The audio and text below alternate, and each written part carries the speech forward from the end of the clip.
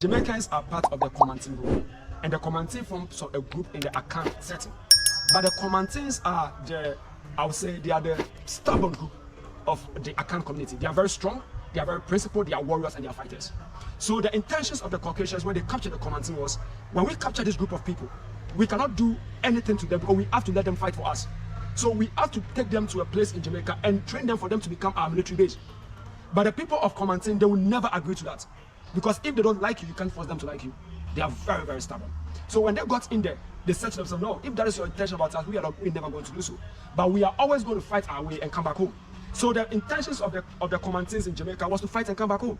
But it got to a point that they realized that no, the oceans and the rivers and the trees that is separating them from their home is too long and they couldn't come back. So why don't we rather build a new community in that area? So in building the community, they have to let go of the past and embrace what the future holds. So it became like a tent for them. So when I see you, I tell you, sis, look, I'm not sure we're going back. We're going to go back. So let's just settle in here and do whatever we could do. So perhaps we are stuck, or perhaps we're not going back. It is our local language, which means Jamaica. Jamaica. Jamaica. Perhaps we are stuck. So when you look at the Jamaican territory, we have the Cujo, a compound town, or the Ochiris. The name that you mentioned is a river in here. It's the same, and the name of the river in here is Ochiso or Ochi River. So everything that we have in here is the same that you have. You have the Aki, we have the Sirasi. Everything in Jamaica is everything in here. The Patois is even originated from the Akan language. So Jamaica, if you are Jamaican, you don't need to do any research. You don't need to do any DNA test. You're basically a Ghanaian.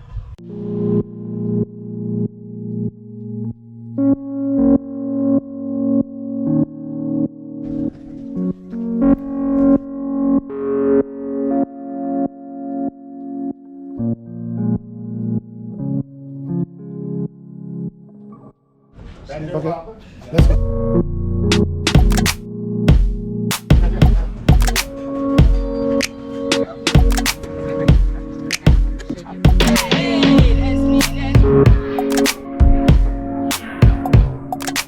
Yeah, hello family, this is Jibril on Authentic Plus TV, and I have with me a very beautiful family from the United States of America. They came to Ghana, so let's get from them why they chose Ghana in the first place and then their experiences so far. So family, can we give an introduction of ourselves? Of course. Hi, actually I am Dr. Tanshanika Hellam. I am actually live in the United States, which I actually live in the state of Maryland. So from the great DMV area, I am here in Ghana. Hi, my name's Alicia Young. I am Jamaican born. I currently live in Maryland. And I'm Gwendolyn, originally from Chicago, currently living in St. Louis. Yeah, so who is starting for us? Why choose Ghana in the first place amongst all the African countries? Why Ghana? Why not Ghana? I personally wanted to choose Ghana not only as a trip for my birthday, yes, happy birthday to us, but also knowing that my Jamaican roots, we do come from Ghana. So it was very important to me to find out more about my ancestry. As for me, I travel quite a bit, and I've totally been across Europe, and I've seen most of European countries. This was a special birthday, as she mentioned. I actually made a promise to myself when I was about 12 years old that when I got to my big birthday that I would come home to Ghana. And so it was here where I wanted to spend this time, learning exactly as my journey continues in life, where I am, where I've been, and where I've come from.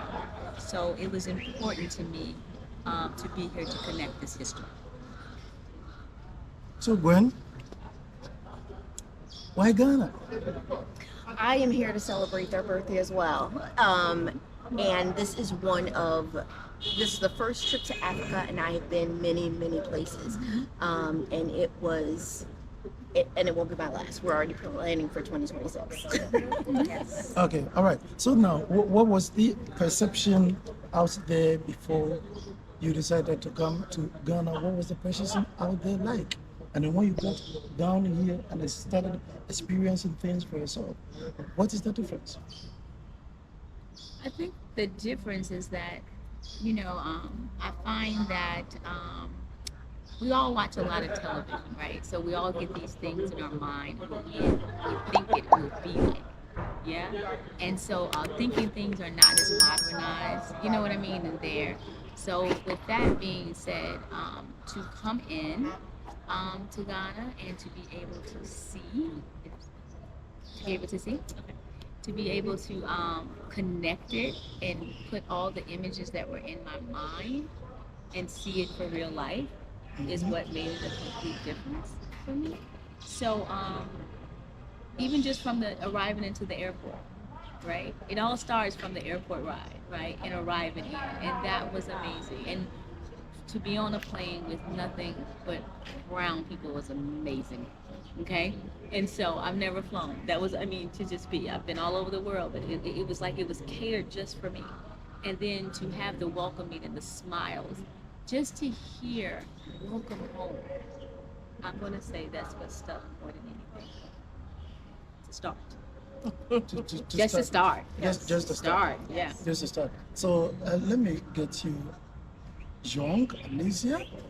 I like to call her young Alicia. Alicia Young, a Jamaican born. And so when you got here and hearing the stories, the African stories being told out here, and then when you got here, what are some of the places of history that you have been?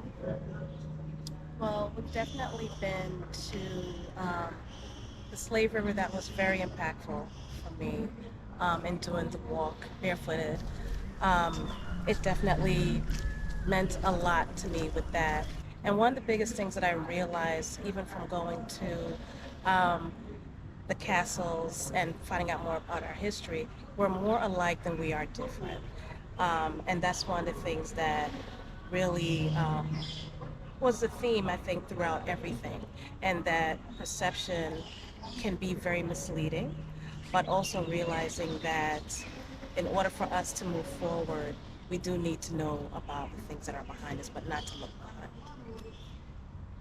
So what was the feeling like when you got to the castles and then the Hassan Mansour slave riverside, the history that was told there?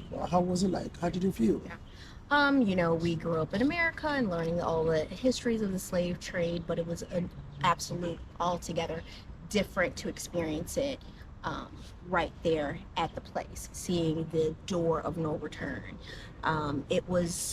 It was just simply incredible, and same for the slave river, so deep, so impactful. It was just a pure visceral experience. And especially because we spent Easter weekend, we had talked about this as well. We did the walk barefoot all the way down on Easter, and then on the way back we heard a church going in the background. It was a beautiful and remarkable experience. There's been so much to learn, because even though they're trying so desperately to remove any traces of slavery, as it were, in America, but just to see it and to hear about it over and over again, and the conditions of the enslaved Africans, and the months of walking, and then the months in captivity, and then months on the ocean. It is amazing that anyone even got to the other side. And I really feel that Americans or the whole diaspora really need to understand our history, because just knowing that part of it, that you come from this great nation and your ancestors made it to the other side. We're stronger than we know. I really loved that. I really loved that. So did you feel the connection when you were led on at the slave river side? Did you feel the connection between yourself and then the ancestry? Did you really connect? Yes. How was it like? I always use the thing that I've been taught, that silence is golden. And that moment was a silent moment, you know? And, you know, just being given that opportunity to walk and listen. I heard the trees, I heard the winds, and just to imagine exactly what happened at that moment in time. Them not knowing what was going to happen during this walk. Once they made it to the other side, like there was no warning of what could happen. Although it was considered as the last bath, they did not know it was the last bath, right? So I think, you know, I have to say as an American, we like to know everything ahead of time. That's what we tend to do. We want a daily schedule. We want to know a meeting. But this was not what this was about, right? It was about connecting. So yes, was there a connection? Absolutely. Did I hear my ancestors? Yes. Let's look at the African culture. And then being Africans and having gotten to know that this is your home, and then being told of the history now to the culture of your ancestors. What did you learn? I learned so much. So much. I learned that a lot of the foods that we enjoy honestly originate from here. We've talked about Kelly Willy. I know it as plantain. I've been eating plantain my entire life. Looking at the yams, different types of sweet potatoes, all those different things. So for me, food is culture. That's a huge part of who we are. So seeing where a lot of the different foods that I enjoy growing up and see their origins, that has been one of the biggest things for me. The dress, the clothing, the kente cloth, you know, these outfits here, the materials, beautiful colors, made by beautiful people, has been absolutely amazing. Well, so you are now representing your country by putting on this very beautiful African attire. I mean, how do you feel? I feel worthy now to wear it. You know, we tend to imitate in America, yes, and put it on, but not understanding the meaning. And every cloth has a symbol, and it has a meaning, and it speaks. So now that I have lately experienced that, and now that has been shared with me here at home, and understand it, I feel as now, I am now deserved. My ancestors now clothe me, and I can officially wear it and represent them as I take it back home. Oh my God, I love that. Gwen, do you want to share anything about your outfit and how you feel being in your original African dress? I love that we're getting to try them on today, especially. We did the naming ceremony this morning, and it was symbolic as well. I don't know if it was, I think it was just coincidental, honestly, because, you know, we learned today that the African child is named on the 8th day, and this is our 8th day here in Ghana.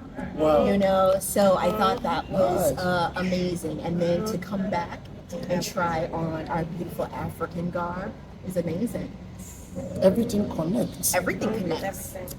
But that was the theme of the trip. Was of intentional. Intentionality. Intentional. Just to I be think intentional. yes. And everything has been intentional. And a lot of times unintentionally. Intentional. Unintentionally intentional. Yes. So how do you feel about your Ghanaian names now? Being the adult babies that was outdoored today and a naming ceremony was organized for you. How do you feel about your new names? I love it. Okay.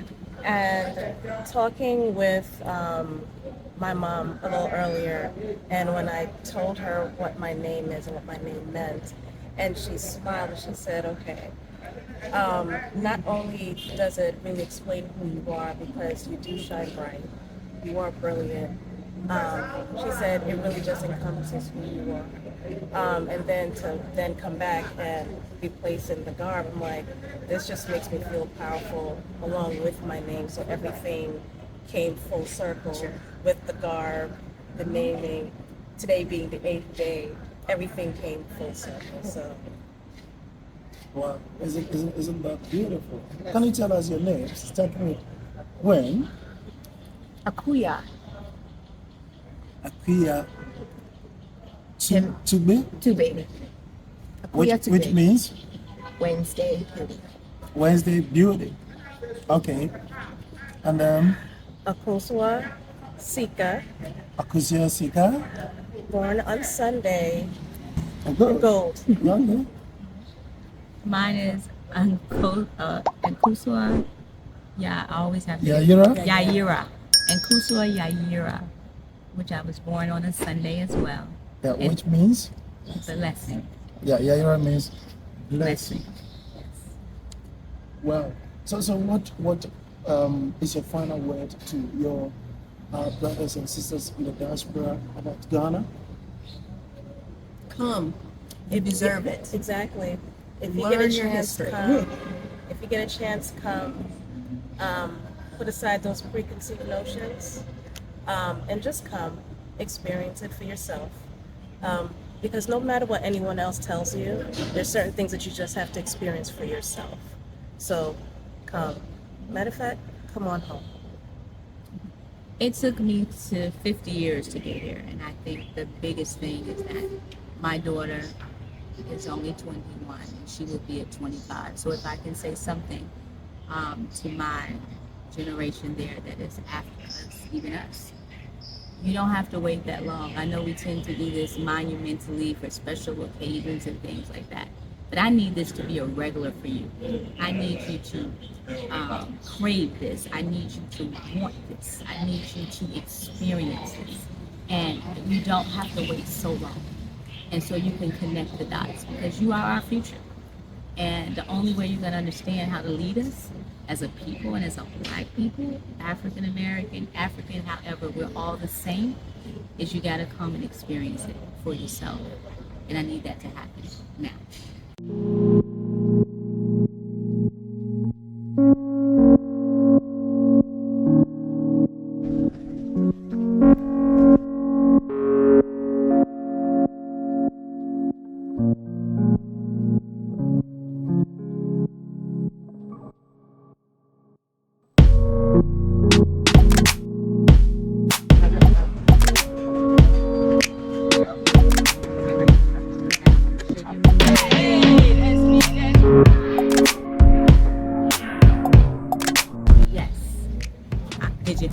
I'm gonna need you to subscribe.